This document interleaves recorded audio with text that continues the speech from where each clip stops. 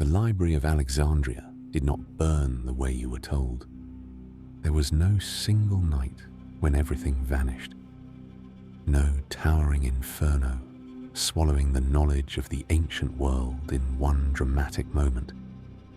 That version of the story is too neat. What happened was slower, and in some ways, far more unsettling. For centuries, Alexandria was the closest thing humanity had ever built to a backup of itself. Not a room of books. A system designed to gather everything. Every play, every proof, every map, every medical treatise worth copying.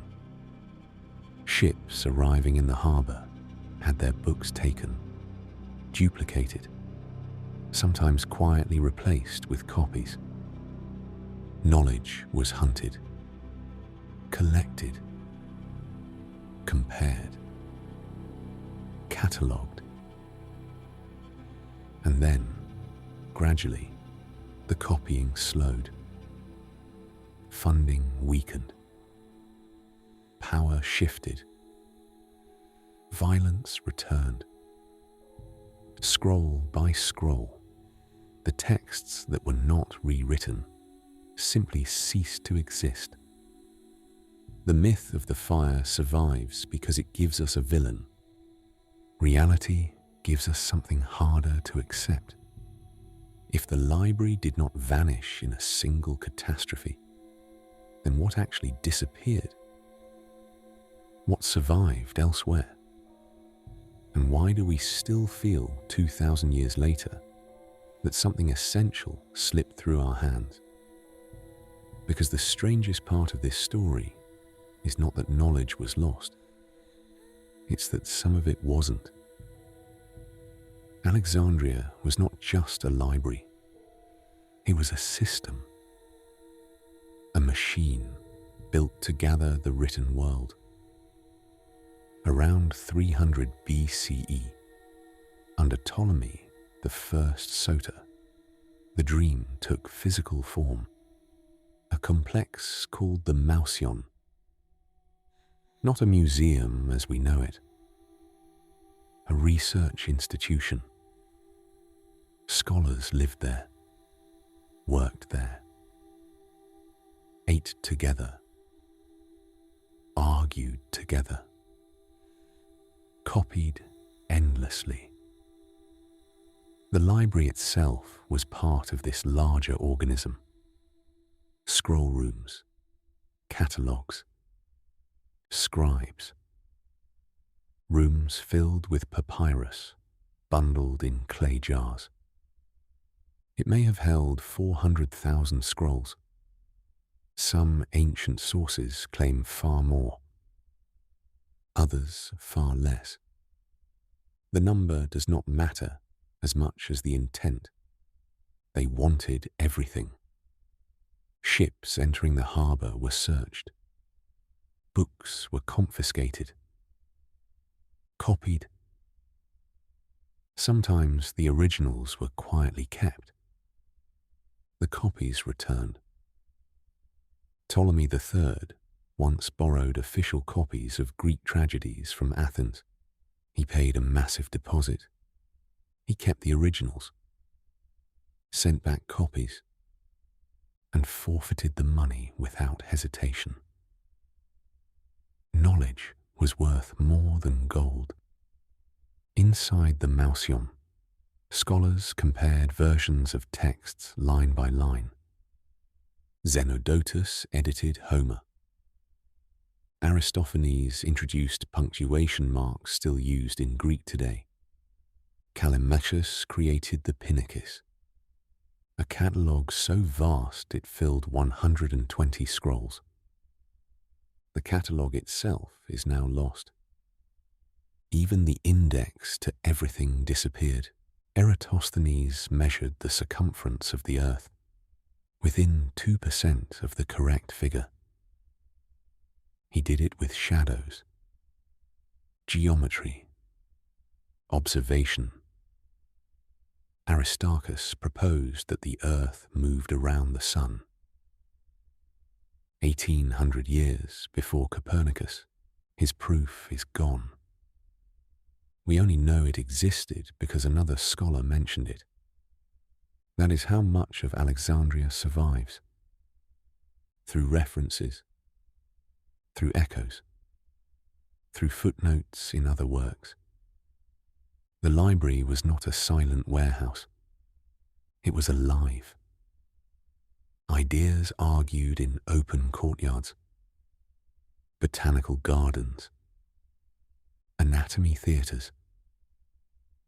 Astronomical instruments pointed at the sky. It was humanity's first serious attempt to preserve itself. And yet, here is where the story becomes less certain. The Library of Alexandria may not have been a single building at all. There was the main collection, but also daughter libraries, storage warehouses near the harbour, the Serapeum, private collections, state archives. What burned, if anything burned, may not have been the whole. What faded may have been scattered across the city, which raises an uncomfortable question. If there was no single structure holding everything, then what exactly are we mourning? And if it did not vanish in one moment, when did the disappearance truly begin? People want a single night, a single villain, a single flame, a story clean enough to blame. That is why Julius Caesar is always mentioned first. 48 BCE, civil war, Alexandria caught between armies. Caesar was trapped near the harbour. He set fire to ships to deny them to his enemies. The fire spread. Warehouses burned. Papyrus burns quickly. Some ancient writers claim tens of thousands of scrolls were lost. Others imply the damage was smaller. But here is what matters. The main library was not in the harbour. It was in the royal quarter, the Bruchillon, near the palaces, near the Mausion. So even if Caesar's fire destroyed thousands of scrolls, it did not erase Alexandria that night.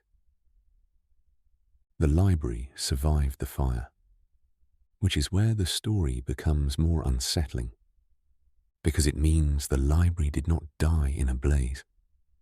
It died the way civilizations often die, in stages, in interruptions, in neglect, in violence that returns again and again.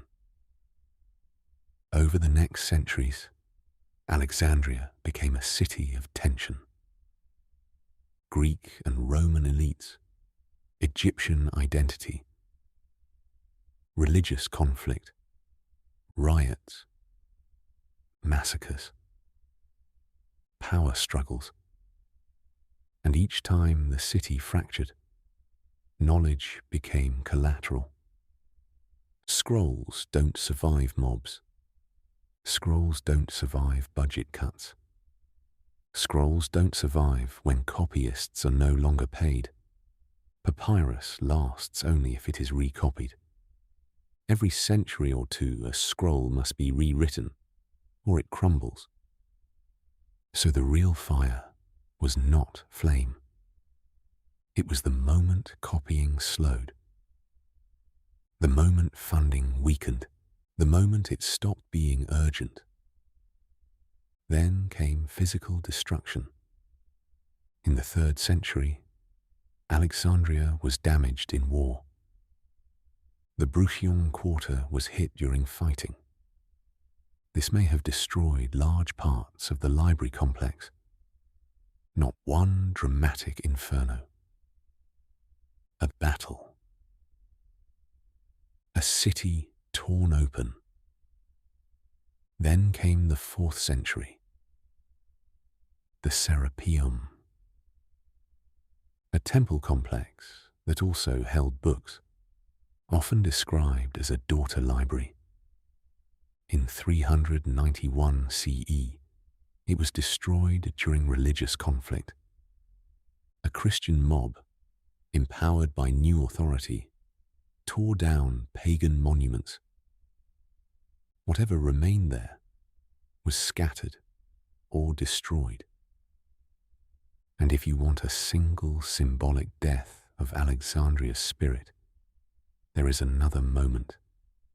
Hypatia, a mathematician, a philosopher, a teacher.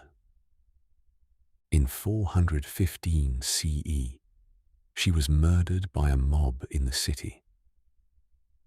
Her death did not burn a library, but it signaled the end of something. An intellectual world no longer protected, a city where scholarship was now dangerous. And then, much later, came a story that people still repeat. That when Muslims conquered Alexandria in 642 CE, the Caliph ordered the books burned. If they agree with the Quran, they are unnecessary. If they disagree, they are heretical. It is a powerful line. It is also almost certainly a late invention. It appears in sources written centuries after the conquest, and it conflicts with what we know of Islamic scholarship, because the Islamic world would become the great preserver of Greek knowledge. If there were vast libraries to burn in 642, we would expect earlier, contemporary accounts. We do not have them, which suggests something grim. By the time the conquest occurred, there may have been little left to destroy. Not because it was hidden, because it had already faded. So where is the library today? That is another part of the discomfort. We do not know its exact location with certainty. We know the royal quarter once existed. We know the Mausion once stood. But the modern city of Alexandria sits over much of ancient Alexandria. Earthquakes, floods, rising sea levels, centuries of rebuilding. The ground has shifted. The shoreline has changed. The library is not a ruin you can walk through like a temple at Luxor. It is a ghost beneath a living city. And that may be the most Alexandria thing of all.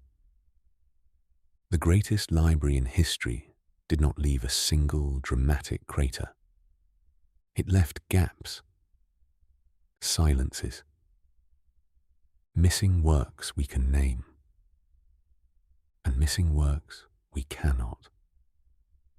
Which brings us back to the question we've been avoiding. If the library died in stages, then what disappeared first? And what vanished last? Because those final losses are where the true mystery begins. When the fires cooled, when the riots ended, when the copying stopped, what remained? Not a crater, not a monument, not a single dramatic ruin. What remained were fragments. We do not possess a master inventory of what Alexandria once held. Callimachus once created a catalogue called the Pinakes, 120 scrolls long, an index of authors, subjects, works, the first true library catalogue in history. It is gone. So how do we know what was lost? Because later, writers mentioned it, quoted it, argued against it, praised it. The absence leaves fingerprints. Sophocles wrote 123 plays. 7 survive. Aeschylus wrote around 90. 7 survive. Euripides wrote 92. 18 survive. That is not partial survival. That is intellectual amputation. Livy wrote 142 books of Roman history. 35 remain. The rest survive only as summaries written centuries later. We are reading shadows of shadows. Aristotle wrote perhaps 200 works. What we have are largely lecture notes, technical treatises. The polished dialogues meant for general readers are almost entirely lost. We inherited the bones, not the voice. And then there are the ideas that vanished almost completely. Aristarchus of Samos proposed that the earth moves around the sun. 3rd century BCE. We know this because Archimedes mentioned it briefly. The full argument is gone. Heron of Alexandria built steam-powered devices. Some survive. Many do not. We cannot reconstruct what the missing treatises explained. We cannot measure what they contained. This is the arithmetic of Alexandria. We calculate absence by counting references. We reconstruct a library from its negative space. But here is the deeper problem.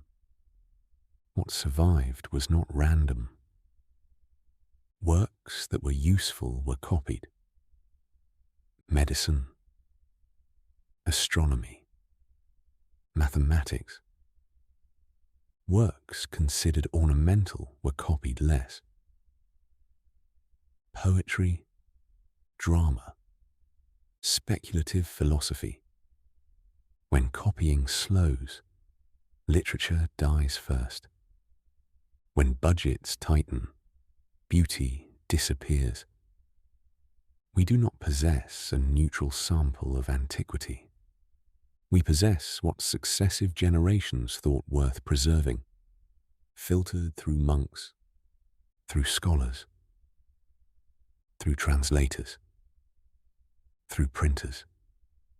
And each filter removed something, which means the Alexandria we mourn is not just a building. It is an interruption in accumulation. And when accumulation breaks, entire directions of thought vanish quietly. Not because they were wrong, not because they were disproven, but because they were not recopied. And that is the most haunting part.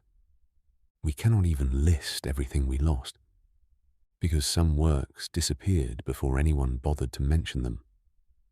Silence does not record itself. It simply replaces sound. And once enough, silence settles. It begins to feel like history.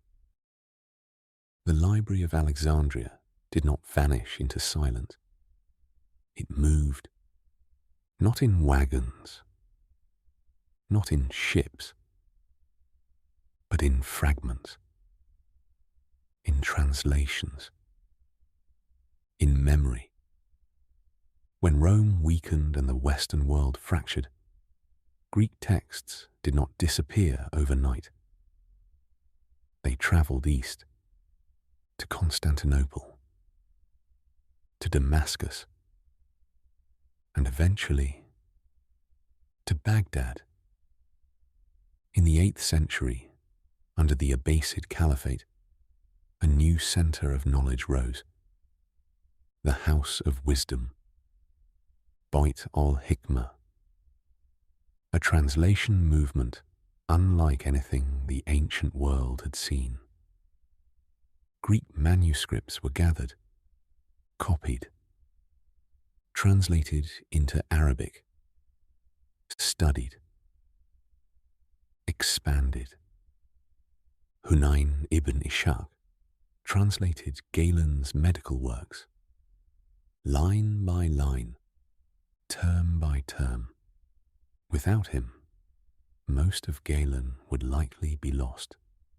Thabit ibn Qurra translated Euclid and Archimedes. Al-Khwarizmi transformed Greek mathematics and gave the world algebra. His name survives inside the word algorithm. Ibn Sina, Avicenna, preserved Aristotle and Galen and wrote medical works used in European universities for centuries. Ibn Rushd, Averroes, wrote commentaries on Aristotle so influential that medieval Europeans simply called him the commentator. This was not passive preservation. It was expansion, correction, improvement. Greek knowledge did not sit in storage. It evolved.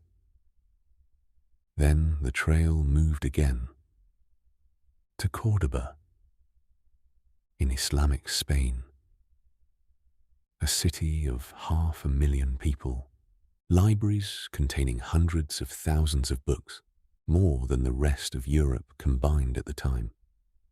When Christians reconquered Toledo in 1085, they did not find empty shelves. They found Arabic libraries and translators, Jewish scholars fluent in Arabic, Latin, Hebrew. Men like Gerard of Cremona traveled to Toledo specifically to find Ptolemies' Almagest. He learned Arabic just to translate it.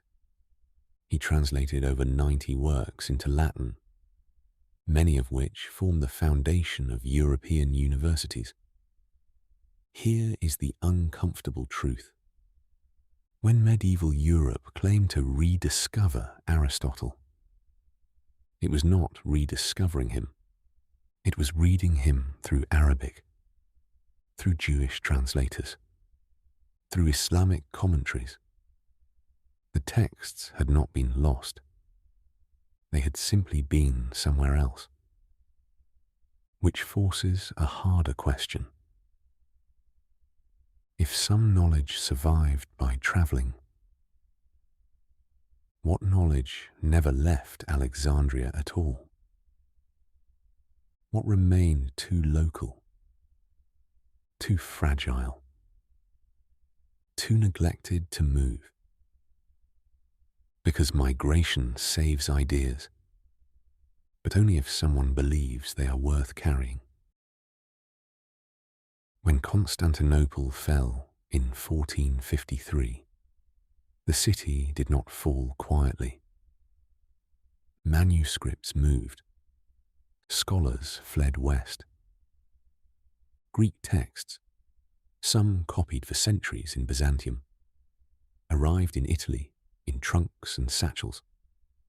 Florence, Venice, Rome. For the first time in nearly 1,000 years, Western Europe could read Greek again.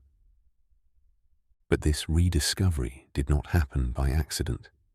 It happened because of obsession. In 1417, a papal secretary named Poggio Bracciolini walked into a monastery in Germany. In a neglected tower room, he found something extraordinary. A manuscript of Lucretius, a Roman poet whose work had been unseen for centuries. The pages were covered in dust, but the ideas were intact. Poggio copied it, sent it to friends. The text spread. That was the Renaissance. Not the creation of something new, the recovery of something nearly erased.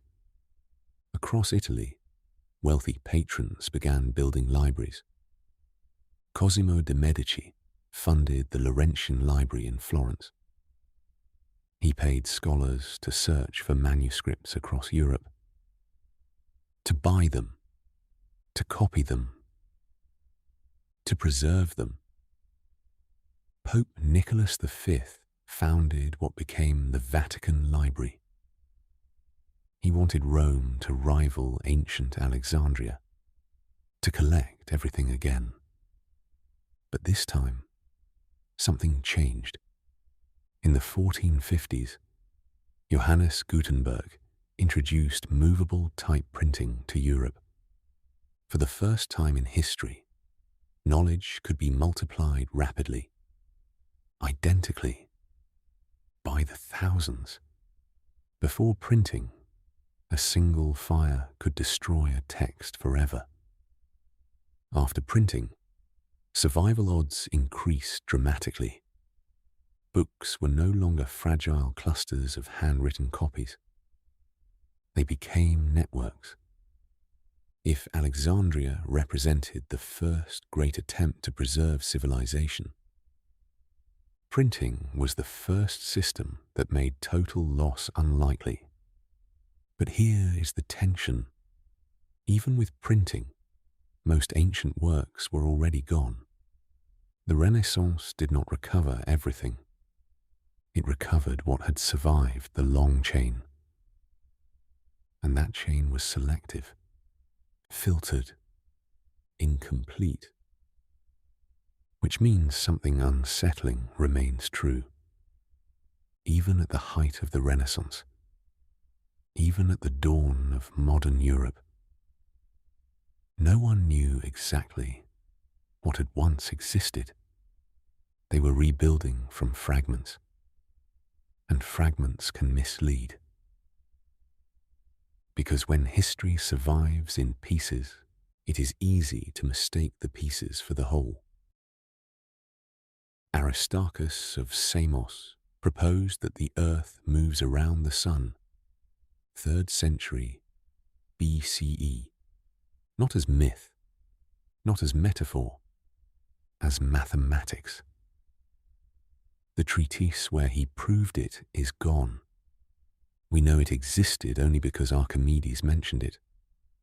Imagine if that manuscript had survived intact, copied in Alexandria, translated in Baghdad, printed in Venice, taught in Paris. The medieval mind might never have been geocentric. Galileo might not have been defending a radical idea. He might have been refining a 1,000-year-old one. The scientific revolution might not have been a revolution at all. It might have been a continuation. Now consider Heron of Alexandria. He built devices powered by steam, spheres that spun from heated pressure, doors that opened automatically, mechanical theatres that moved without human touch. We treat them as curiosities, but they are principles. Pressure, expansion, controlled motion, the same forces that would later drive locomotives, factories, iron ships. What if those principles had been preserved as doctrine? What if Roman engineers had inherited scalable steam systems? Would the Middle Ages have been entirely mechanical? Would powered workshops have appeared centuries earlier? Would global exploration have accelerated? Would empires have risen differently? We assume technological progress was slow because ancient people were limited. The evidence suggests something more unsettling. They were capable. And then the chain broke. History feels inevitable because we stand at its end. But inevitability is a story told by survivors. If continuity had held, if copying had never slowed, the modern world might not have emerged in the 18th century. It might have emerged far earlier. Alexandria was not just a library. It may have been a hinge. And when it closed, time itself slowed. The end of the Library of Alexandria did not begin with fire. It began with silence. Picture the Great Hall in its final decades. The light still falls through high windows. The columns still stand. The sea is still there beyond the harbour, but the shelves are not being replenished the way they once were. The copying rooms are quieter. Fewer scholars arrive from Athens. Fewer ships are searched for books. A scribe sits at a wooden table, copying a medical treatise. His ink is running low. The papyrus cracks slightly as he rolls it open. He knows this copy may be the last one.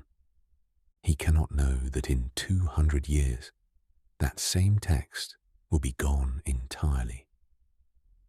There was no single moment when the library collapsed into ash. There was no final roaring inferno that swallowed everything in one night. There were multiple wounds. In 48 BCE, Julius Caesar ordered ships in Alexandria's harbour burned to block an advancing fleet. Flames spread. Warehouses near the docks caught fire. Some scrolls, perhaps thousands, were lost. But the great collection did not vanish that day. It survived. And then it weakened. Imagine the district of Bruchion in the 3rd century. Roman troops clash in the streets under Emperor Aurelian. Buildings are damaged. Funding dries up. Imperial priorities shift. Scrolls deteriorate. Copying slows. A library does not die when it burns. It dies when it is not copied. Then comes 391 CE, the Serapeum, a grand temple complex that housed what remained of the library's daughter collection. A Christian mob, led by Patriarch Theophilus, tears it down after imperial edicts outlaw pagan worship. Stone statues are smashed. Columns are broken. Shelves are emptied. We do not know exactly how many texts were still there. We only know that something irreplaceable was diminished again, and then, in 415 CE, Hypatia, dragged into the street by a mob. A mathematician, a philosopher, a teacher of Neoplatonism. She represented the final flicker of Alexandria's classical intellectual tradition. Her death is often treated as symbolic. It was more than symbolic. It was a signal. The age of pagan scholarship in Alexandria was finished. Now pause, because here is the part that unsettles scholars. What if the destruction was not the tragedy? What if the greater tragedy was what never left the building? Consider Aristarchus. 2 centuries before Christ, he proposed that the earth moved around the sun. He wrote a book defending it. That book is lost. We know it existed because Archimedes mentioned it. Imagine if that text had been copied aggressively. Imagine if it had survived in full mathematical detail.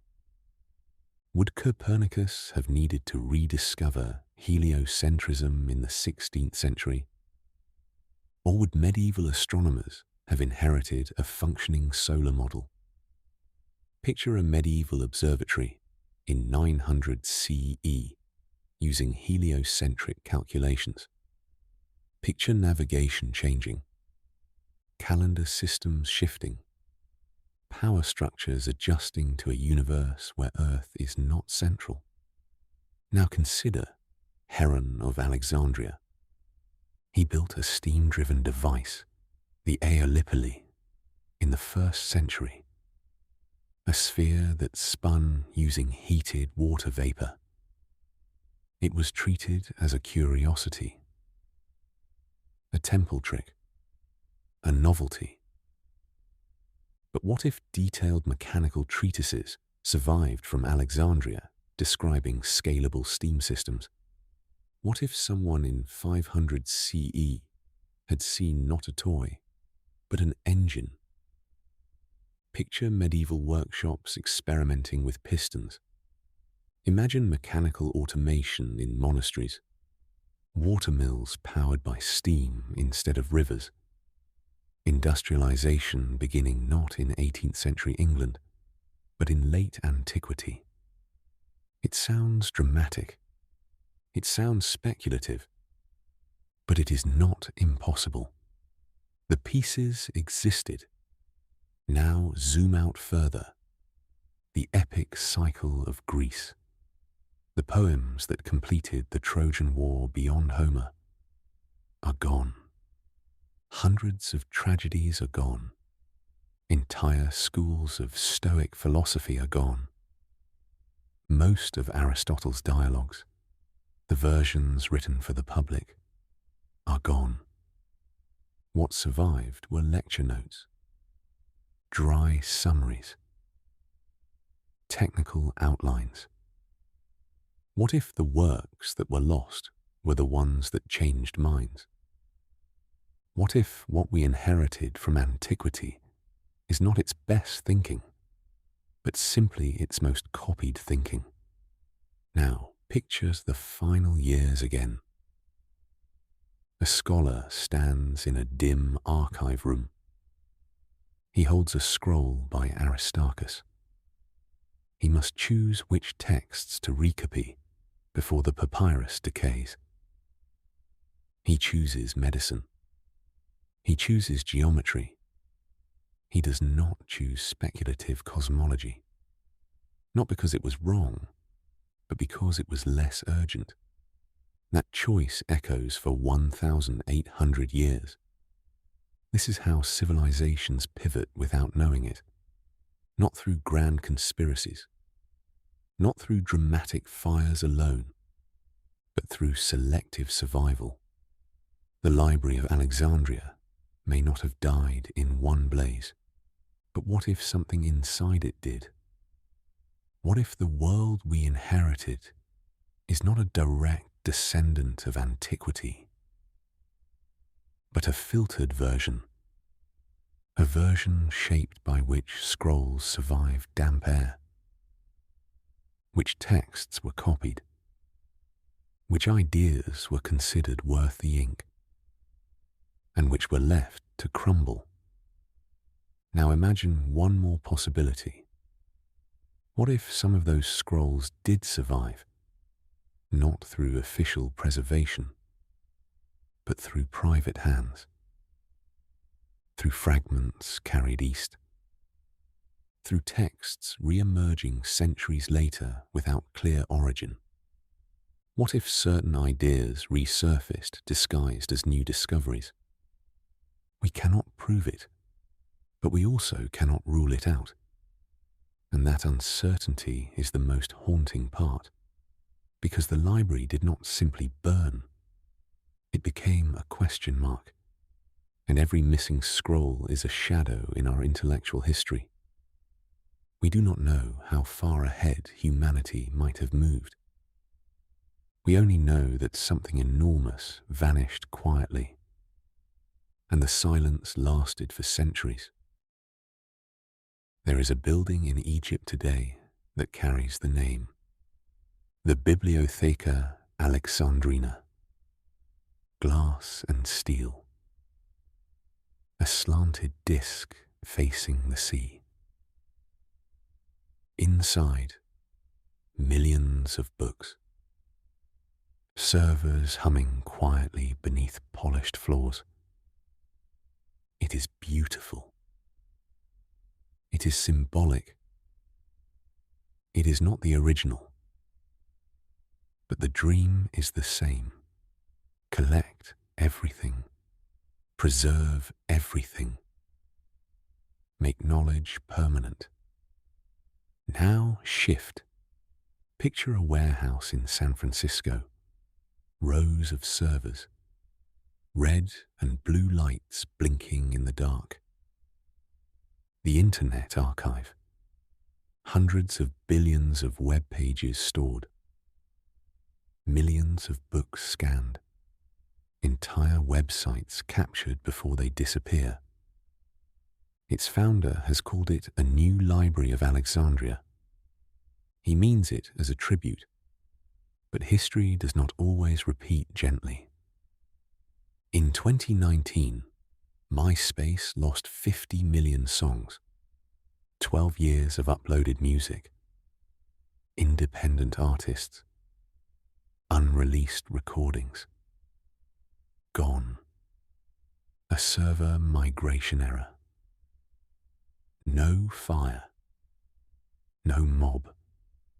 No invading army. Just a quiet technical failure.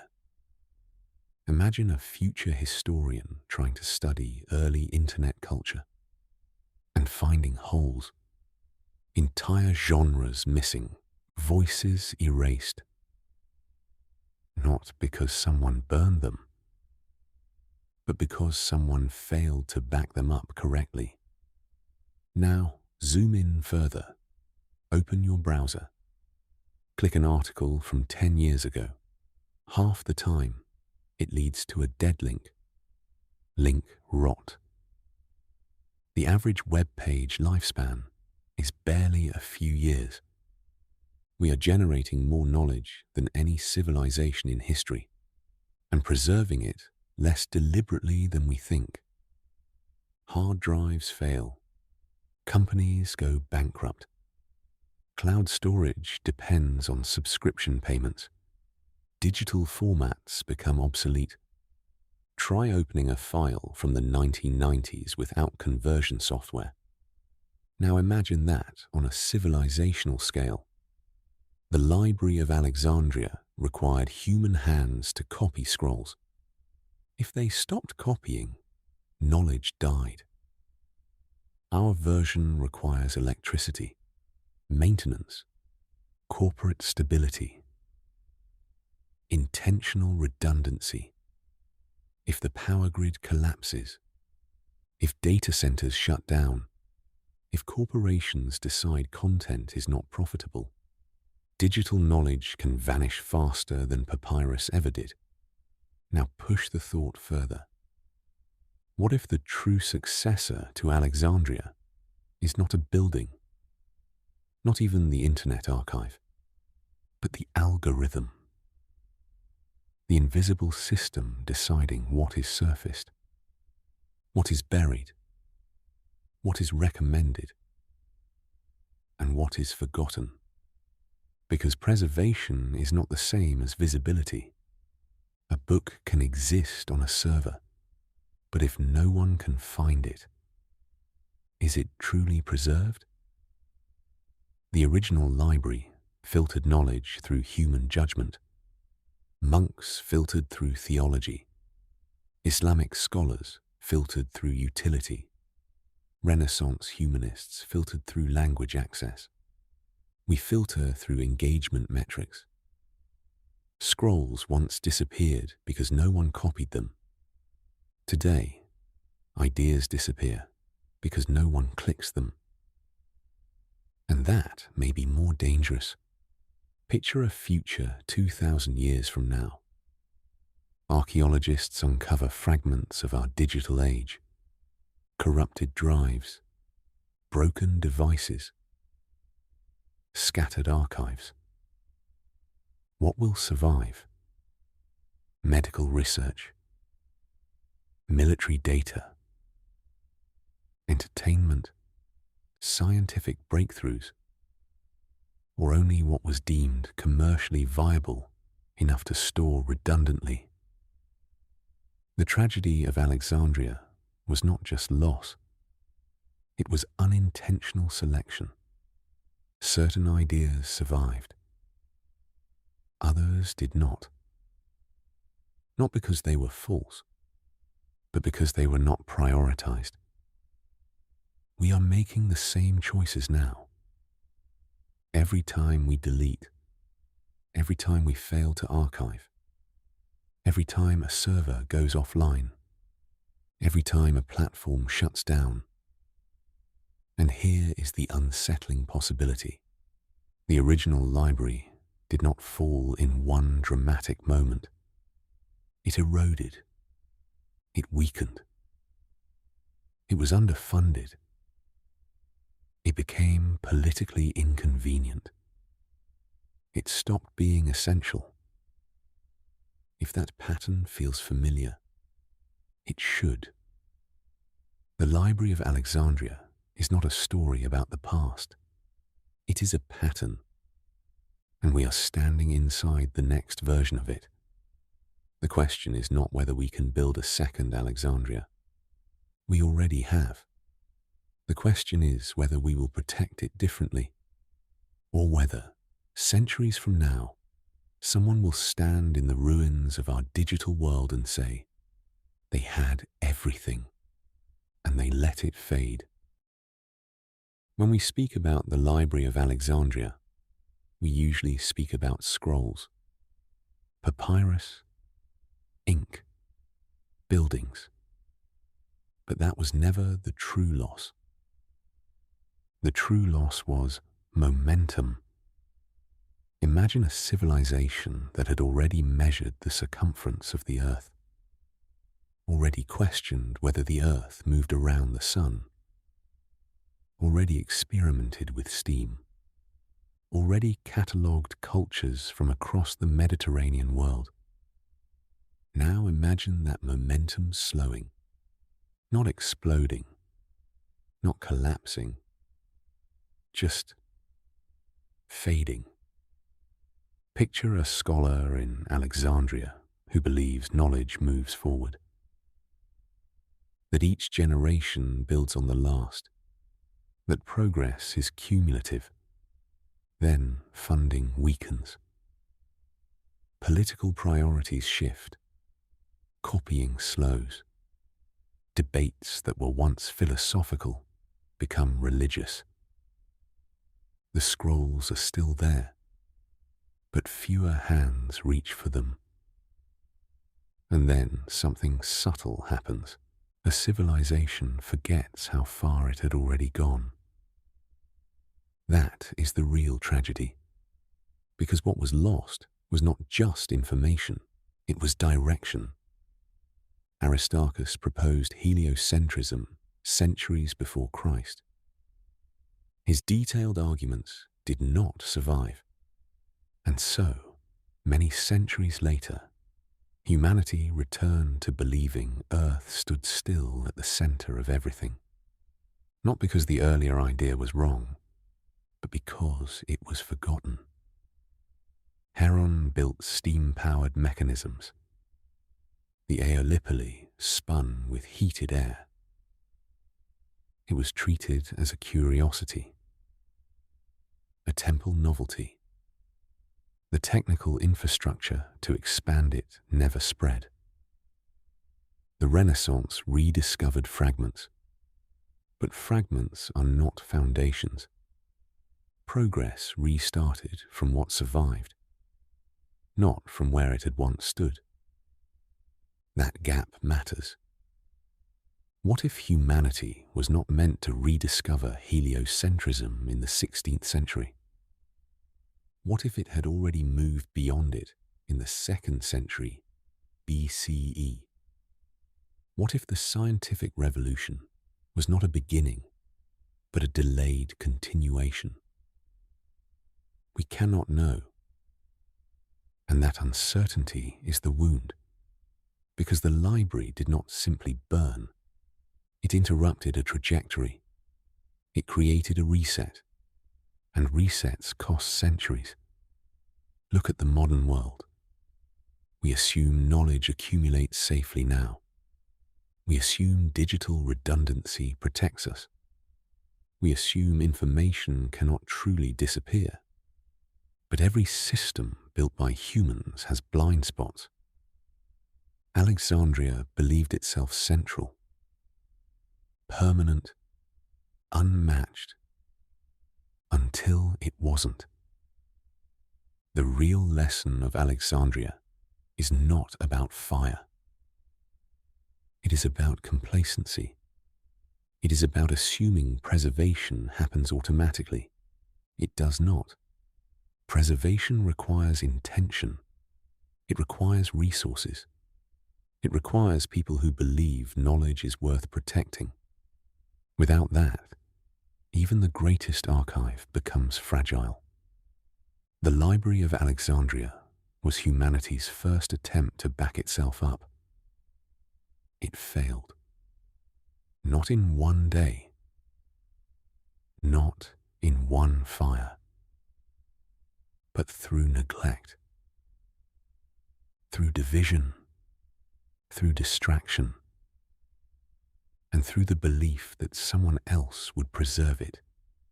That is the part that should unsettle us, because we are building something just as ambitious, and we assume it cannot fail. But so did they.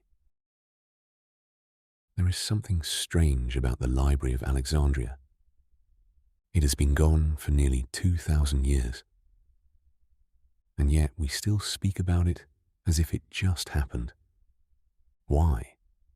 Because it represents something larger than the stone walls and papyrus. It represents a moment when humanity believed it could gather everything, every language, every culture, every idea, in one place. It was audacious, it was optimistic, it was dangerous, because centralizing knowledge creates power, and power creates enemies. That is part of the story we rarely discuss. A library that holds everything is not neutral. It becomes political. It becomes symbolic. It becomes threatening. And when something becomes threatening, it becomes vulnerable. The library did not simply fail because of fire. It failed because it was human. It depended on rulers who changed, budgets that shrank, beliefs that hardened, and priorities that shifted. Knowledge survived only when someone chose to protect it, and disappeared when no one did.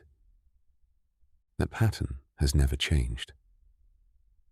Every civilization builds its own Alexandria. Rome built archives. Baghdad built the House of Wisdom. Florence built the Medici libraries. The Vatican gathered manuscripts. Now we build server farms, cloud storage, digital repositories, search engines. We tell ourselves this version is permanent, but permanence has never been guaranteed. Not for scrolls, not for codices, not for hard drives. We failed once. Not because we lacked intelligence, not because we lacked ambition, but because we believed someone else would carry the responsibility. That is how civilizations lose their memory. Not with fire, with distraction, not with violence, with convenience. The Library of Alexandria was not destroyed in a single dramatic night. It eroded. it became less urgent, less funded, less copied, until silence replaced it. And that is the part that should unsettle us, because we are louder than any civilization before us.